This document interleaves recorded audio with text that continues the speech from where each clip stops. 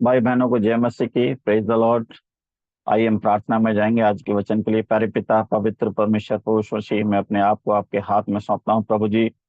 मैं अयोग्य हूँ प्रभु, आप योग्य बनाकर प्यारे पिता अपनी महिमा लें और प्रभु अपने आत्मा से भरें। आज का वचन हम सब के लिए, विशेषकर हर एक सुनने वाले भाई बहनों के लिए आशीष का कारण हो। धन्यवाद देते हैं, प्रार्थना को यीशु के नाम से मांगते हैं, आमीन। प्रिय भाई बहनों, आज का वचन है हमारा जो प्रभु के पवित्र शास्त्र बाइबल से हम देखेंगे कि अंत के दिन की जो कलीसिया है, कलीसिया के जो लोग हैं उनको कैसा होना चाहिए। प्रभु अपनी कलीसिया को कैसा बनाना चाहता है। परमेश्वर चाहता है कि उसकी कलीसिया फलवंत हो, उसकी कलीसिया जयवंत हो, उसकी कलीसिया धीरजवंत हो, उसकी कलीसिया बलवंत हो। हम कुछ बातों को हम देखेंगे। सबसे पहला वचन पढ़ेंगे लूका की पुस्तक, उसका 6 अध्याय 36 वचन। प्रभु चाहता है जो प्रभु के लोग हैं वो दयावंत बने। 6 का 36 में लिखा है, जैसा तुम्हारा पिता दयावंत है वैसे ही तुम भी दयावंत बनो। प्रिय भाई बहनों, हमारा प्रभु चाहता है जैसे परमेश्वर ने हम पर दया किया वैसे ही हम एक दूसरे पर दया करें, वैसे ही हम एक दूसरे के साथ भलाई करें। प्रिय भाई, ये परमेश्वर की इच्छा है। प्रभु चाहता है हम दयावंत बने, क्योंकि प्रभु के वचन में लिखा है यदि हम दूसरों पर दया करेंगे तो परमेश्वर हमारे ऊपर भी दया करेगा। और एक और वचन पढ़ते हैं, मत्ती उसका 5 अध्याय 7 वचन में लिखा हुआ, धन्य वे जो दयावंत हैं क्योंकि उन पर दया की जाएगी। प्रिय भाई बहनों, हमें एक दूसरे के ऊपर दया करना है, हमें एक दूसरे की सुधि लेना है, एक दूसरे के काम में आना है। यदि हम ऐसा करेंगे तो परमेश्वर हम पर दया करेगा। दूसरी बात प्रभु चाहता है प्रभु के लोग धीरजवंत बने। सबोपदेशक 7 अध्याय उसके 8 पद को जब हम पढ़ते हैं तो वहां लिखा है, किसी काम के आरंभ से उसका अंत उत्तम है और धीरजवंत पुरुष गर्वी से उत्तम है। प्रिय भाई बहनों, परमेश्वर चाहता है हम धीरज के साथ प्रभु के वचन को लेकर उसकी समानता में अंश करके हम बदलते जाएं। परमेश्वर चाहता है हम उसके समान बन जाएं, हम उसकी पवित्रता में, सिद्धता में बदल जाएं। प्रभु चाहता है हमारा जीवन प्रभु के लिए आशीष का कारण बन जाए। दूसरा वचन हम पढ़ते हैं इब्रानियों 10 अध्याय 36 वचन में, वहां लिखा हुआ है, क्योंकि तुम्हें धीरज धरना अवश्य है। प्रिय प्रिय भाई बहनों, हमारे जीवन में धीरज, धैर्य हमारे परमेश्वर के विश्वास को दिखाता है। हम जितना धैर्य धीरजवंत होते हैं उतना ही प्रभु हमको आशीष देता है।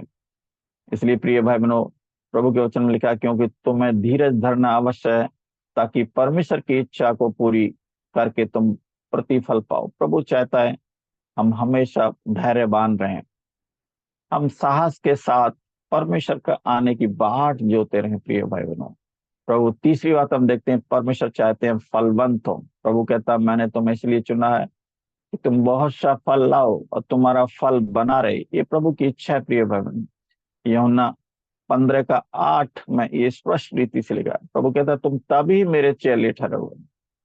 प्रभु कहता है मेरी महिमा इसी में होती है कि तुम बहुत सा फल लाओ। प्रभु चाहता है हम बहुत सा फल लाएं। प्रिय भाई बहनों, और मरकुस उसका 4 अध्याय 8 वचन को जो हम पढ़ते हैं तो परमेश्वर के वचन में इस तरह से लिखा है, परंतु कुछ अच्छी भूमि पर गिरा और वह उगा और बढ़कर फलवंत हुआ, कोई 30 गुना, कोई 60 गुना, कोई 100 गुना फल लाए।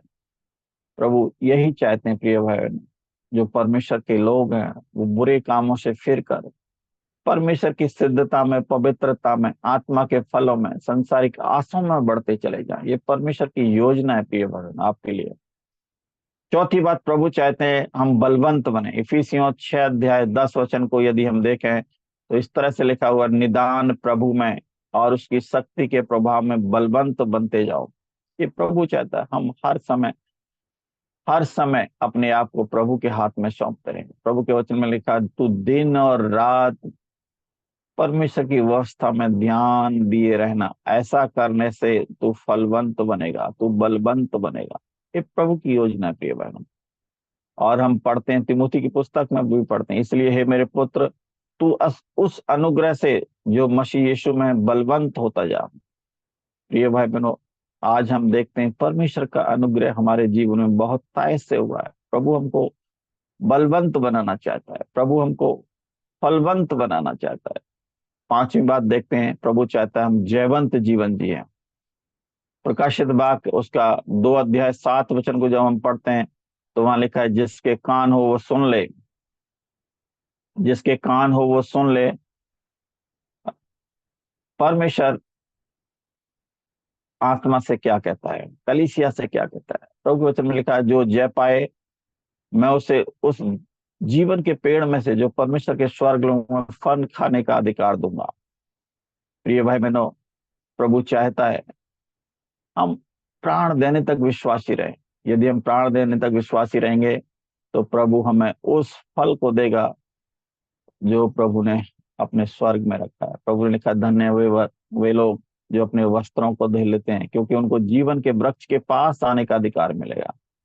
और प्रकाशित वाक्य 3 का 5 पढ़ते हैं तो वहां लिखा हुआ है, जो जय पाए उसे इसी प्रकार श्वेत वस्त्र पहनाया जाएगा, और मैं उसका नाम जीवन की पुस्तक में से किसी रीति से ना काटूंगा, उसका नाम अपने पिता और स्वर्गदूतों के सामने मान लूंगा। प्रिय भाई बहनों, प्रभु चाहते हैं, प्रिय भाई बहनों, परमेश्वर की इच्छा है कि हम अपने आप को निष्कलंक और पवित्रता में हम बनाए रखें, ताकि एक दिन जब हम प्रभु के पास जाएं, प्रभु हमको श्वेत वस्त्र पहनाए। वो हमको जयवंत बनाकर अपने स्वर्गीय स्थान में प्रवेश कराना चाहता है। लास्ट और अंतिम बात हम पढ़ते हैं, प्रभु के वचन में लिखा है, जो जय पाए मैं उसे अपने साथ अपने सिंहासन पर बिठाऊंगा, जैसा मैं भी जय पाकर अपने पिता के साथ सिंहासन पर बैठ गया हूँ। ये भाई बहनों, ये 5 आशीषें आज हमने देखी।